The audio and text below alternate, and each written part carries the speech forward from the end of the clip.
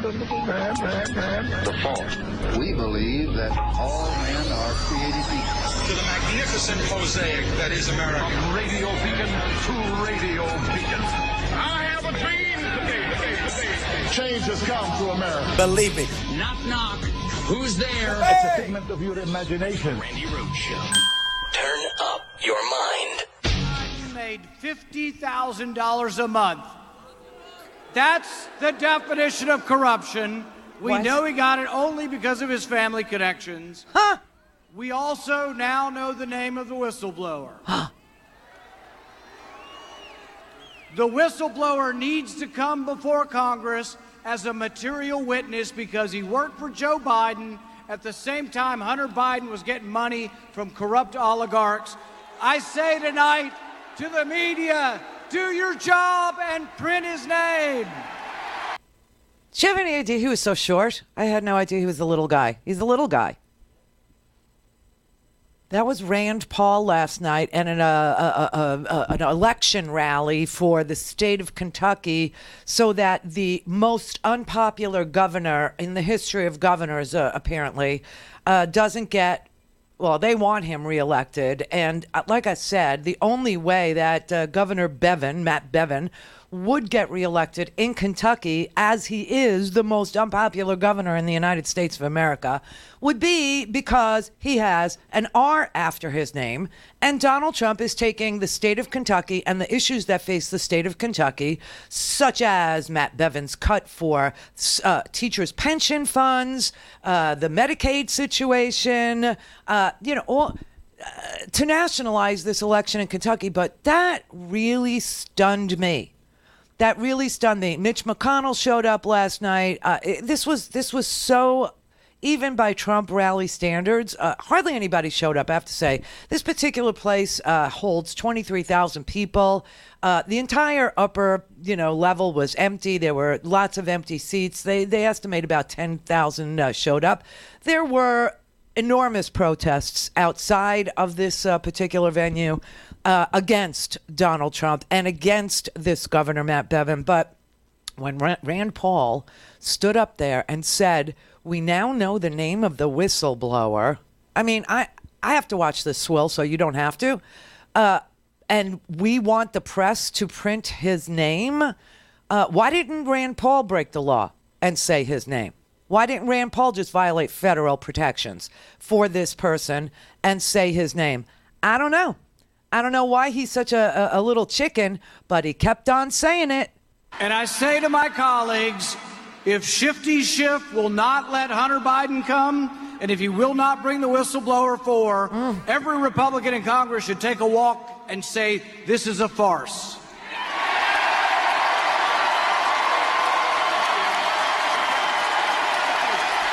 Oh, my God. And then? And I say this to my fellow colleagues in Congress, to every Republican in Washington, step up and subpoena Hunter Biden and subpoena the whistleblower. Now, you may notice they're all reading these, hand-delivered T-shirts that say read the transcript, and they're wearing them over their clothes. We would love to read the transcript. The transcript has never been released. Isn't that special? So you have an entire arena full of people wearing T-shirts that say that I should be reading something that I can't read because Donald Trump won't release it.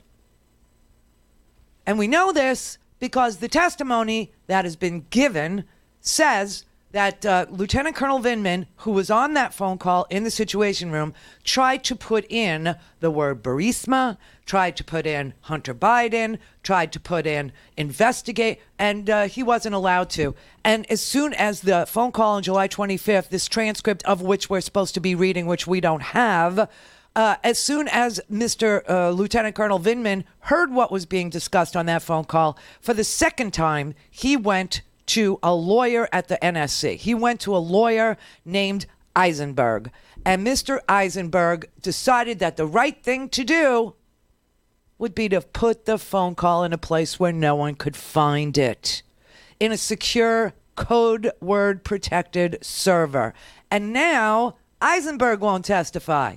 Isn't that special? But we're somehow supposed to violate federal law, which goes back, I don't know if you know this or not, I tweeted it last night because I was so outraged by this. It's so disgusting. The Republican and the Tea Party freaks and the freedom crackers, their lack of knowledge or regard for federal law. You know, whistleblower protections go back to before we had a Congress, before we had a House and a Senate. Do you know that? It goes back to the Continental Congress. It goes back to the Continental Congress, which we had prior to the Constitution. We put together a Continental Congress after the Declaration of Independence was written. Now, I know I've lost all the Republicans because they don't understand that those two things didn't happen simultaneously. They just don't. But 7 months after the Declaration of Independence was signed in 1777, the Continental Congress passed a Whistleblower Protection Act. Seriously. To protect 10 sailors and Marines, by the way, who had reported improper behavior by the Continental Navy's most powerful man. You see, this man who was heading up the Navy in 1777 on the USS Warren. Yeah, the USS Warren has always been in the fight for independence. Yeah.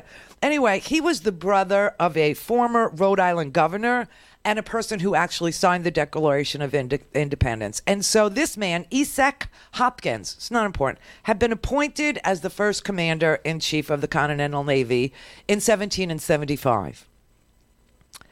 And his brother was a member of the Continental Congress. But even so, this man who was appointed commander of the Continental Navy thought the Continental Congress was, some weird thing that he didn't have to pay any attention to. He thought it was a failure. He didn't think he had to respect it. He didn't think he had to obey it. He defied its orders. Sound familiar? Yeah, this has been happening since the establishment of this here country. And 10 sailors came forward and they filed a complaint. And this is what they said in the complaint about this well-connected Continental Navy commander. Okay? Quote, he has been guilty of such crimes as that render him quite unfit for the public department he now occupies.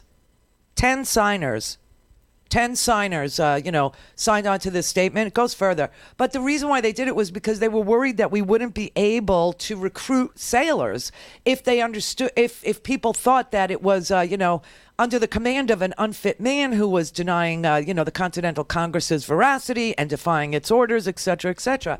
So they continued in their statement. They said, I know him to be a man of no principles. And quite unfit for the important trust reposed in him.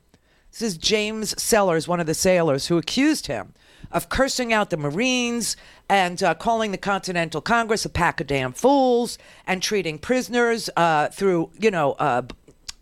torturing prisoners, basically. They said that he was treating prisoners in barbarous manners in violation of the orders that the Continental Congress had issued, that all of the people all the British people that we captured be treated humanely. The chaplain of this unit, his name was Chaplain John Reed. He also signed on to this complaint. He said that the way that the prisoners were being treated were inhuman, and he added that Hopkins was, quote, remarkably addicted to profane swearing and set a most irreligious and imperious example. They said his conversations is at times so wild and his orders so unsteady that I sometimes thought he was not in his senses. They were arrested. They had to defend themselves, all 10. And in the end, the Continental Congress passed and signed, and the president signed whistleblower protection to protect them and future whistleblowers. That's how long ago it started.